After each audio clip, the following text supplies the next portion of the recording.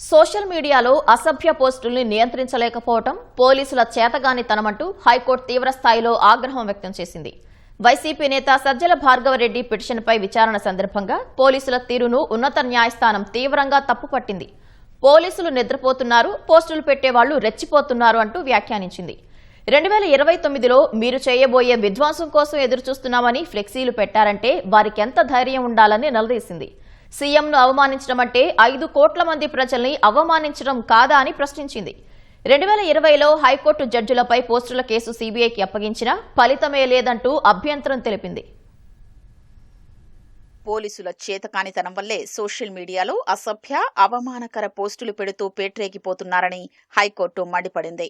2029లో మీరు చేయబోయే విధ్వంసం కోసం ఎదురు చూస్తున్నాం అని విజయవాడలో ఫ్లెక్సీ పెట్టారంటే వారికెంత ధైర్యం ఉండాలంటూ ఆగ్రహం వ్యక్తం చేసింది. దీనికి కారణం పోలీసుల అసమర్థత కాదా అని నిలదీసింది. ఎవరిని విధ్వంసం చేస్తారు? రాష్ట్రాన్నా, రాష్ట్ర ప్రజల్నా అంటూ ప్రశ్నించింది. ఉల్లంఘనలకు పాల్పడి ఇష్టమొచ్చినట్లు మాట్లాడాలన్నా, సామాజిక మాధ్యమాల్లో పోస్టులు పెట్టాలన్నా భయపడేలా పోలీసుల చర్యలు ఉండాలని స్పష్టం చేసింది. సామాజిక మాధ్యమాల్లో అసహ్య, అభ్యంతరకర పోస్టుల్ని పోలీసులు సీరియస్ గా తీసుకోకపోవటం వల్లే 2024 తర్వాత కూడా పోస్టులు పెట్టే ధైర్యం వస్తోందని ఘాటుగా వ్యాఖ్యానించింది. పోలీసుల తీరు ఇలా ఉంటే ఎవరు భయపడతారని నిలదీసింది. పోలీసులు నిద్రపోతున్నారు కాబట్టే పోస్టులు పెట్టేవాళ్లు రెచ్చిపోతున్నారని తీవ్రస్థాయిలో వ్యాఖ్యానించింది. ఇప్పటికే పోస్టులు పెట్టిన కేసుల్లో దర్యాప్తు సక్రమంగా పూర్తి చేసి నిందితుల్ని కోర్టు ముందు నిలబెడితే ఇంత ధైర్యం చేసేవాళ్లా అంటూ పోలీసులు, సిఐడి తీరును ఉన్నత న్యాయస్థానం ఎండగట్టింది. సామాజిక మాధ్యమాల్లో పోస్టుల ద్వారా ముఖ్యమంత్రిని అవమానించడం అంటే 5 కోట్ల మంది ఆంధ్రుల్ని అవమానించడం కాదా అంటూ హైకోర్టు నిలదీసింది.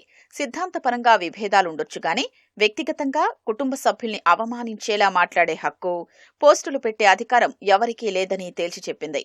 2020లో హైకోర్టు సిట్టింగ్ జడ్జిలపైన తీవ్ర అభ్యంతరకర, ప్రతిష్టను దిగజార్చే పోస్టులు పెట్టారని గుర్తు చేసింది. ఈ వ్యవహారంపై హైకోర్టు ఇచ్చిన ఫిర్యాదుతో కేసులు నమోదు చేసినా, దర్యాప్తును సీబీఐకి అప్పగించినా ఫలితం లేదంది.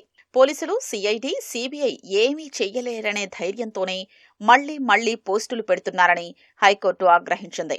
జడ్జీలపై పోస్టులు పెట్టిన వారిపై కఠిన చర్యలు తీసుకుని ఉంటే ఇలాంటి పరిస్థితి పునరావృతమయ్యేది కాదని వ్యాఖ్యానించింది. మొదట్లోనే ఇలాంటి ఘటనలకు అడ్డుకట్ట వేయకపోవడం పోలీసుల తప్పేనంది.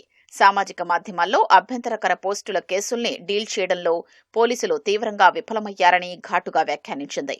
ఇమ్మిగ్రేషన్ అధికారులు తనపై జారీ చేసిన లుకౌట్ సర్క్యులర్ను రద్దు చేయాలని కోరుతూ వైసీపీ సోషల్ మీడియా పూర్వ ఇన్ఛార్జ్ సజ్జల భార్గవరెడ్డి దాఖలు చేసిన పిటిషన్పై విచారణ సందర్భంగా హైకోర్టు తీవ్రస్థాయిలో ఈ విధంగా స్పందించింది.